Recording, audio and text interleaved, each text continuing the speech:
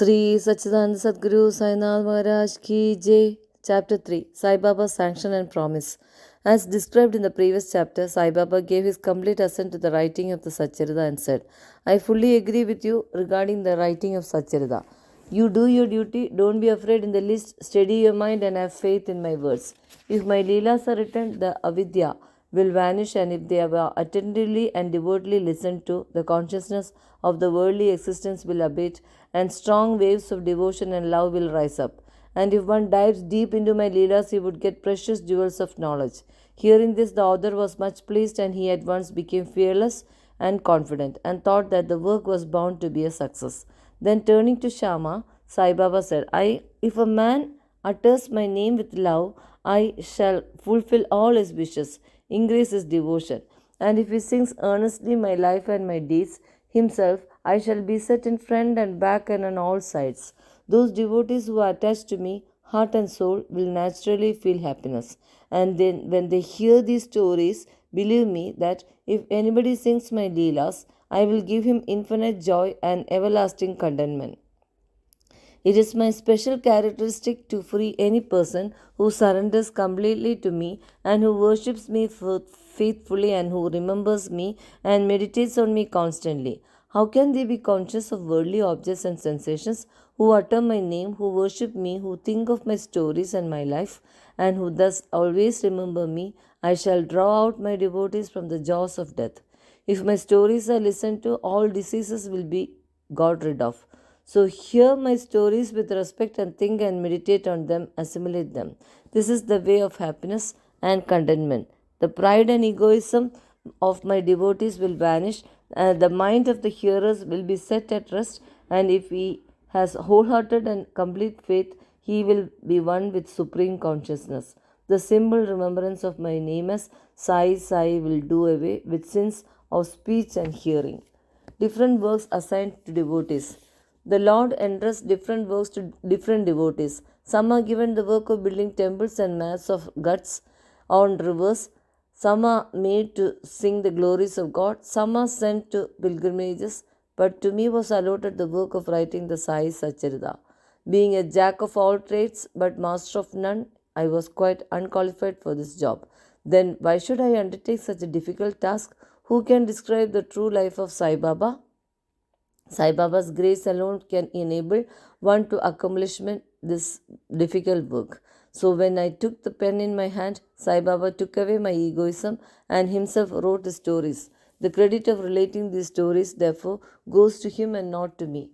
Though Brahmin by birth, I lack the two eyes, that is the sight of vision, of Shruti and Smriti, and therefore was not at all capable of writing the Satcharita.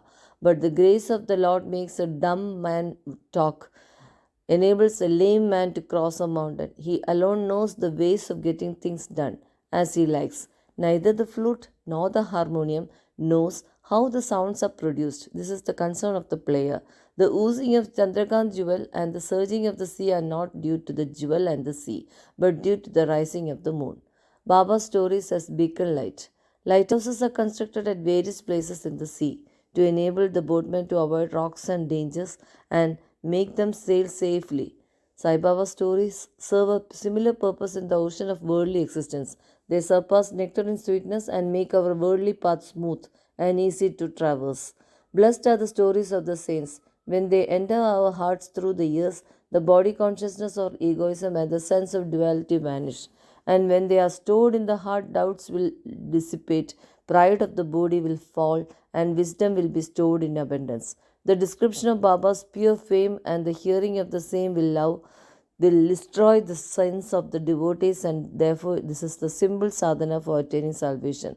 The sadhana for Krida age was Samadama, tranquility of mind and body. Sadhana for Treda age is sacrifice. For Dabar it is worship, and for Kali Yuga it is age. It is singing the name of the and glory of the Lord. This last sadhana is open to all the people of the four varnas, Brahmins, etc. The other sadhanas, namely Yoga Tyaga, sacrifice, Dhyan, meditation, and Dhyan, Dharana, concentration, are very difficult to practice. But singing and hearing the stories and the glory of the Lord is very easy. We have only to turn our attention towards them. The listening to and singing of the stories will remove the attachment to the senses and their objects and will make the devotees dispassionate and will ultimately lead them to self realization. With this end in view, Sai Baba made me write his stories as Satcharitha. The devotees may now easily read and hear the stories of Sai Baba, and while doing so, meditate on him, his form, and thus attain devotion to Guru and God, get dispassion and self realization. In the preparation and writing of this book, Satcharitha, it is Sai Baba's grace which has accomplished everything, making use of me as a mere instrument. Motherly love of Sai Baba. Everybody knows how a cow loves her infant calf. Her under her Her udder is always full, and when the calf wants milk and dashes at the udder, out comes the milk in an unceasing flow. Similarly, a human mother knows the wants of her child beforehand and feeds him at her breast in time. In case of dressing and adorning the child, the mother takes particular care to see that this is well done. The child knows or cares nothing about this, but the mother's joy no bounds. When she sees her child well dressed and adorned, the love of the mother is peculiar and extraordinary and disinterested and has no parallel. Sadgurus feel this motherly love towards the disciples. Sai Baba had the same love towards me, and I gave an instance of it below. In 1916, I retired from government service. The pension that was settled in my case was not sufficient to maintain my family decently. On Guru Purnima, 15th of Ashada day of that year, I went to Shirdi with other devotees. There, Mr. Anna Chanikar, of his own accord, prayed to Baba for me as follows. Please look kindly at me. The pension he gives is quite insufficient. His family is growing.